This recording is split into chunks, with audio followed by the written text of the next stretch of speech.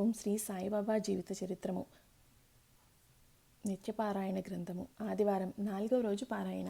శ్రీ సాయిబాబా దగ్గరకు ఎంతోమంది ఆర్తులు వచ్చి వారికి సాష్టాంగ నమస్కారం చేసి, సాయి మా తప్పులని క్షమించి మా కష్టములు తొలగించు అని ప్రార్థించేవారు. సాయి వారి అవసరాలను పూర్తిగా గ్రహించి వారి కోరికలు తీర్చేవారు. నాసిక్ జిల్లాలోని వాణిలో సప్తశృంగి దేవాలయానికి కాకాజీ వైద్య పూజారి అనేక కష్టముల పాలై పరిష్కారం కోసం ఆ దేవిని ప్రార్థిస్తే ఆమె స్వప్నదర్శనమిచ్చి సిరిడిలో బాబా వద్దకు పొమ్మని చెప్పింది. సిరిడి ఎలా వెళ్ళాలి అని ఆలోచిస్తూ ఉంటే దేవికి మొక్కు చెల్లించుకోవడానికి సాక్షాత్తు సాయిబాబా ఆదేశానుసారం సిరిడి నుంచి శ్యామ అనే భక్తుడు వచ్చాడు. ఇద్దరు కలిసి సిరిడి వెళ్లారు. కాకాజీ బాబాను సర్వస్య శరణాగతి వేడి శాంతి ఆనందాలు పొంది సాయి ఆశీస్సులతో ఇల్లు చేరాడు. పంజాబీ రామ్లాల్కు ఒక మహాత్ముడు స్వప్నంలో కనిపించి సిరిడి రమ్మని చెప్పాడు. సిరిడి ఎక్కడో ఆ మహాత్ముడు ఎవరో తెలియక వెతుకుతుంటే ఒక దుకాణంలో ఆ మహాత్ముడి చిత్రపటం కనిపించింది. ఆయన సిరిడి సాయిబాబా అని, సిరిడి చిరునామా కూడా అతడు చెప్పటంతో రామ్లాల్ సాయిని సందర్శించి జీవితాంతం సాయి సేవలో గడిపాడు. ఒకసారి కాకాసాహెబ్ దీక్షిత్కు సాయిబాబా కలలో కనిపించి రహతా వెళ్ళి కుశాల్ చంద్ను తీసుకొని రా అని చెప్పారు. అతను వెంటనే టాంగా తీసుకొని రహతా బయలుదేరాడు. అదే సమయంలో కుశాల్ చంద్కు సాయి కలలో కనిపించి వెంటనే సిరిడీకి రా అని చెప్పారు. అతని టాంగాకు గుర్రాలు లేక ఇబ్బంది పడుతుంటే ఇంతలో దీక్షిత్ అక్కడికి వచ్చాడు. కుశాల్ ఆ టాంగా ఎక్కి సిరిడి వచ్చాడు. ఒక జ్యోతిష్కుడు టెండూల్కర్ జాతకం ఆ సంవత్సరం బాగాలేదని, పరీక్షలలో తప్పుతావని చెప్తే సాయి జాతకాలను సాముద్రికాలను వాటి ఫలితాలను పట్టించుకోక నా మీద విశ్వాసముంచి పరీక్షకు చదివితే అతను పాస్ అవుతాడని చెప్పారు. సాయి చెప్పినట్లే అతడు పరీక్షలో పాస్ అయ్యాడు. ఒకసారి మద్రాసు భక్త సమాజం వారు వచ్చి సాయి సన్నిధిలో భజన చేశారు. అందులో ఒక ఆమెకు శ్రీ సాయి శ్రీరాముని వలె దర్శనమిచ్చారు. అయితే ఆమె భర్తకు సాయిపై నమ్మకం కలగలేదు. ఆ రోజు రాత్రి అతడు పంజరంలో బంధింపబడి ఉంటే శ్రీసాయి అతన్ని విముక్తిని చేసి అతని గురువైన సమర్థ రామదాస స్వామి వారి దర్శనం ఇప్పించినట్లు కలవచ్చింది. దానితో అతనికి సాయిపై భక్తి విశ్వాసాలు అంకురించాయి. అల్లా మీకు కావలసినంత డబ్బు ఇస్తాడు అని ఆశీర్వదించారు సాయిబాబా. శివభక్తుడైన మేఘశ్యాముడు శ్రీసాయి ముస్లిమని సంకోచిస్తూనే దర్శనానికి వచ్చాడు. శ్రీసాయి అతన్ని లోపలికి రానియక ఇక్కడకు వస్తే నీ ఆచారం పోతుంది అని తిడుతూ వెధవను తన్ని తరిమేయండి అని అరిచారు. తన మనసు గ్రహించిన సాయి శక్తికి మేగుడు ఆశ్చర్యపోయాడు. శ్రీసాయి సన్నిధి క్రమంగా అతనిలో మార్పును తెచ్చింది. అతను ప్రతిరోజు సిరిడిలోని దేవాలయాల్లో పూజ చేసి సాయిబాబా దగ్గరకు వచ్చి ఆయన పాదతీర్థం తాగేవాడు. ఒకసారి 8 కోసుల దూరం నుంచి గోమతీ నది తీర్థం మోసుకువచ్చి శివునికి చేసినట్లు శ్రీసాయికి అభిషేకం చేస్తానని అన్నాడు. శ్రీసాయి తన ఒంటి మీద నీరు పోయవద్దని, తలను మాత్రమే అభిషేకం చేయమని చెప్పి తలను ముందుకు వంచి కూర్చున్నారు. మేఘుడు భక్తి ఆవేశంతో హరహరగంగే అంటూ తలతో పాటుగా వంటి మీద కూడా నీళ్లు పోశాడు. ఆశ్చర్యకరమైన విషయం ఏమిటంటే శ్రీసాయి తల మాత్రమే తడిసి ఒళ్ళంతా పొడిగానే ఉంది. లాలా లక్ష్మీచంద్కు గడ్డంతో ఉన్న ఒక ముసలివాడు కలలో కనిపించాడు. తర్వాత దాస్కను మహారాజ్ చెప్పిన హరికథకు వెళ్ళినప్పుడు ఆయన సిరిడి సాయిబాబా అని అతనికి తెలిసింది.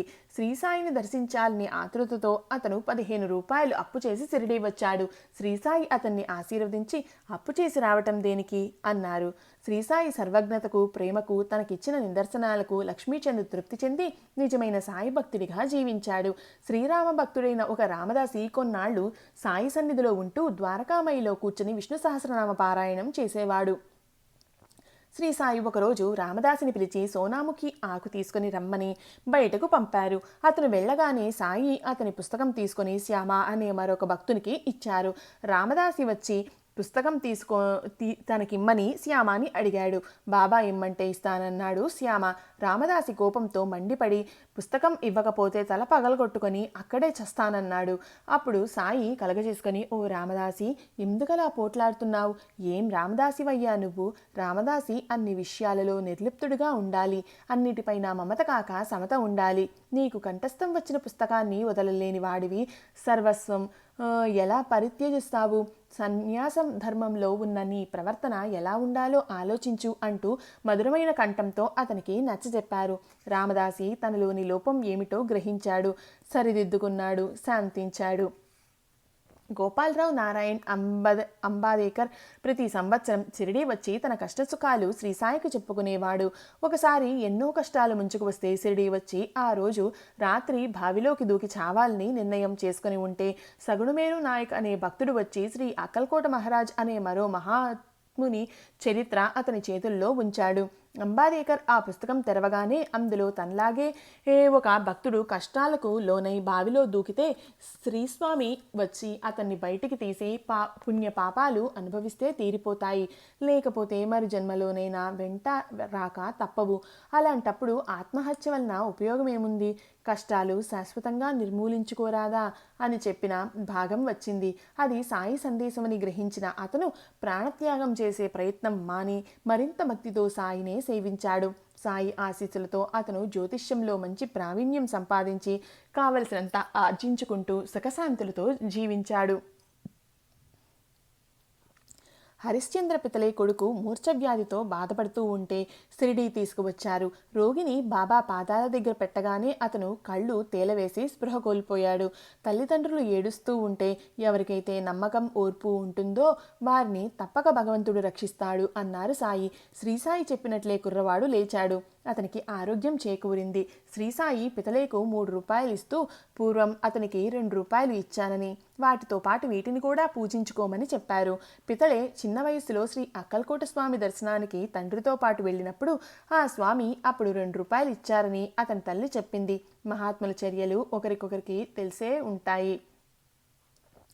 ఒకసారి మామిడి పండ్లు పార్సిల్ వస్తే అందులో 4 పండ్లు దాము అన్నాకు ఇచ్చి, ఇవి నీ చిన్న భార్యకు ఇవ్వు సంతతి కలుగుతుంది అన్నారు సాయి. సాయిబాబా చెప్పినట్లే జరిగింది. నిజానికి దాము అన్న సాయిని ఆశ్రయించింది సంతానం కోసమే. మరోసారి అతను ఒక వ్యాపారం ప్రారంభిస్తూ అందులో బాబాకు వాటా ఇద్దామనుకున్నాడు. శ్రీ సాయి ప్రపంచ విషయాల్లో అంటుకోవటం నాకిష్టం లేదు అన్నారు. సమాధి నుంచి కూడా నా కర్తవ్యం నేను నిర్వర్తిస్తాను. మనస్ఫూర్తిగా శరణుజొచ్చిన వారితో మాట్లాడతాను. నేను మీ వద్ద ఉండనేమోననే ఆందోళన పడవద్దు. మీ క్షేమములు కనుక్కుంటూనే ఉంటాను. ఎప్పుడు నన్నే జ్ఞాపకం ఉంచుకోండి.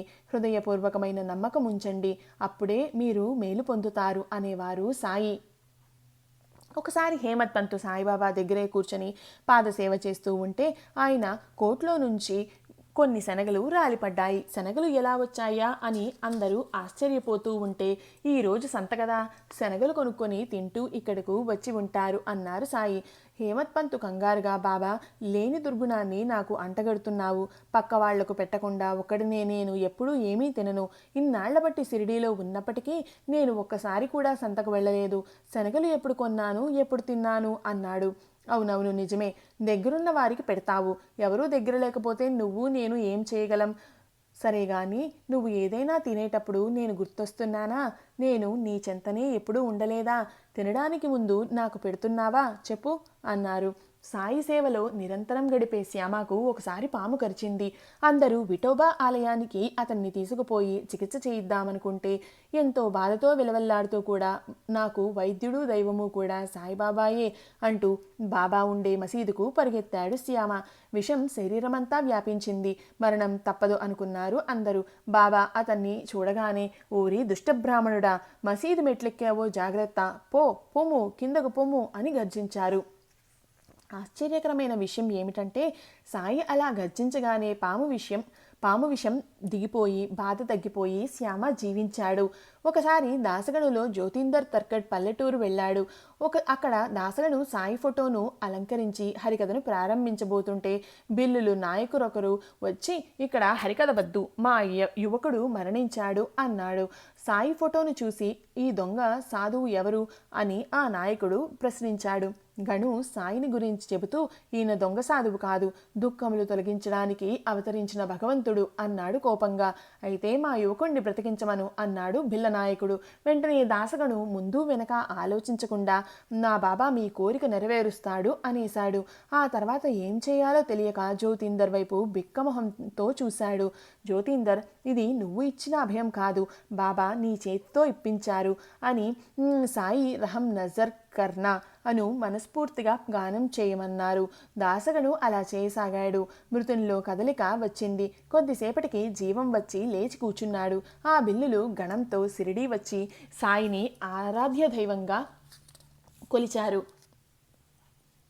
ఊదీని రాసి మందుగా తీసుకున్న తర్వాత భయం ఎందుకు, భక్తి శ్రద్ధలతో ఊదీని తీసుకుంటే చాలు అని సాయి ఊదీని గురించి శ్యామతో చెప్పారు. శ్యామ మరదలు ప్లేగు వ్యాధితో బాధపడుతున్న సందర్భంలో సాయి చెప్పారు. ఊదీ మహత్యాన్ని గురించి సాయి స్వయంగా చెప్పిన అతి తక్కువ సందర్భాల్లో ఇదొకటి. సాయిబాబాకు మనం భిక్ష ఇచ్చే అవకాశం లేదని బాధపడక్కర్లేదు. మనం ఏ జీవికి మనస్ఫూర్తిగా భిక్ష వేసి తృప్తిపరిచినా సాయినాథునికి భిక్ష వేసినట్లే. అష్టసిద్ధులే కాదు, సాయి పాదాల వద్ద నవనిధులు ఉన్నాయి. కొన్నిసార్లు నేను కుక్కను, కొన్నిసార్లు పందిని, ఒక్కొక్కసారి ఆవును, మరొకసారి పిల్లిని, చీమను, ఈగను, జలచరాన్ని, ఎన్నో రూపాల్లో నేను ఈ ప్రపంచంలో తిరుగాడుతూ ఉంటాను. ఎవరైతే నన్ను ఈ జీవరాశుల్లో ఉన్నట్లు గ్రహిస్తారో వారు నాకు ప్రియులు. భేద దృష్టిని విడనాడండి, అప్పుడే మీరు నన్ను నిజంగా పూజించగలరు. ఇది మాటలు కావు, అమృత బిందువులు అన్నారు హేమత్ పంత్. మన హృదయము స్వచ్ఛంగా ఉన్నంత వరకు ఏమీ దోషం లేదు అని సాయి నానాసాహెబ్ చందోర్కర్తో అన్నారు. ద్వారకామాయి వద్ద గల తాబేలు బొమ్మ ద్వారకామాయిలోనికి భక్తుడు ఎలా వెళ్లాలో తెలిపే ప్రతీకగా భావించవచ్చు. భక్తుడు తనలో బహిర్గతమవుతున్న ఇంద్రియాలను తాబేలు వలె లోనికి ఉపసంహరించుకోవాలి. అప్పుడే అతడు ద్వారకామాయిలోని సాయిబాబాను దర్శించగలుగుతాడని భావం. 1903లో జరిగిన 3 సంఘటనలు నానాసాహెబ్ చందోర్కర్కు హరిశ్చంద్ర గుట్టపై నీరు లభించడం, అడవిలోని పద్మాలయంలో తేనీరు లభించడం, దాసగడు మహారాజ్ ఉద్యోగానికి రాజీనామా చేసి సాయి సేవలో ఉండడం, తన కోసం ప్రేమతో పంపిన వస్తువులను సాయి స్వీకరించేవారు. వినాయక శంకర్ గిరిధర్ భార్య తన భర్త షిరిడీ వెళ్తుంటే కష్టపడి ఒక చక్కని గులాబీ మాలను తయారు చేసి పంపింది. ఆ దండను బాబాకు వేయగానే ఇది ప్రేమమాల అన్నారు సాయి. ప్రతి వారం ఇలాగే దండను నా ఫోటోకు వేయమను అన్నారు గిరిధర్తో. చిన్నతనంలో తల్లిదండ్రులను పోగొట్టుకున్న బాబూరావు షిరిడీలోని తన మేనమామ ద్వారా కరుణామయుడు సాయిని గురించి విన్నాడు. కాలినడకన సాయిని దర్శించాడు. సాయి పట్ల ఆకర్షితుడయ్యాడు. షిరిడీలో ఉందామనుకున్నాడు. ఆ అనాథుడు షిరిడీలోని తన మేనమామ పొలంలో పని, సాయి సందర్శనం ఇది అతని నిత్య కార్యక్రమం. అతని పనితనానికి అతని మేనమామ స్నేహితుడు మెచ్చి అతన్ని తన భాగస్వామిగా చేర్చుకున్నాడు. సాయి కృప వల్ల లాభాలు వచ్చాయి. దాంతో షిరిడీ సమీపంలో ఇల్లు కట్టుకొని ఉండసాగాడు. ఒకసారి సాయి పట్ల ఆకర్షితులైతే చాలు, సర్వం సాయి చూసుకుంటారు. అమ్మ, నేను అబద్ధం పలకను, నేను మహాలక్ష్మిని అని సాయి రామచంద్ర ఆత్మారాం తర్కడ్ భార్యతో అన్నారు. దీనిలోని అగ్ని, కుండలోని నీరు, గోధుమల మూట, ఆవరణలోని గాలి, ఆకాశం వరుసగా పంచభూతములైన అగ్ని, నీరు, భూమి, వాయువు, ఆకాశానికి ప్రతీకలుగా భావిస్తారు. సాయికి 3 రూపాలు ఉన్నాయి. స్థూల రూపం, సూక్ష్మ రూపం, ఆత్మరూపం. బాహ్యనేత్రాలకు దర్శనం ఇచ్చే సాయి రూపాన్ని స్థూల రూపం అంటారు. మనోనేత్రాలకు దర్శనమిచ్చే రూపాన్ని సూక్ష్మ రూపం అని, జ్ఞానదివ్య నేత్రాలకు దర్శనమిచ్చే రూపాన్ని ఆత్మరూపమని అంటారు. ఒక ఏకాదశి నాడు సాయిబాబా కుశాభావుకు ఇదిగో ఉల్లిపాయలు తింటావా అన్నారు. మీరు తింటే నేను తింటాను అన్నాడు కుశాభావు. సాయి ఉల్లిపాయలను తింటుంటే కుశాభావు కూడా తిన్నాడు. అప్పుడే ద్వారకామాయిలోనికి వచ్చిన భక్తులతో సాయి, చూడండి, ఈ బ్రాహ్మణుడు ఏకాదశి నాడు ఉల్లిపాయలు తింటున్నాడు అన్నారు. బాబా తిన్నారు కాబట్టి నేను తిన్నాను అన్నాడు కుశాభావు. నేనెక్కడ తిన్నాను? నేను తిన్నవి ఇవి చూడండి అని సాయి తాను తిన్నది కక్కివేశారు. అందులో చిలకడ దంపలు ఉన్నాయి, ఉల్లిపాయలు లేవు. కుశాభావు వెంటనే వాటిని గురుచిష్టం మహాప్రసాదం అని తినసాగాడు.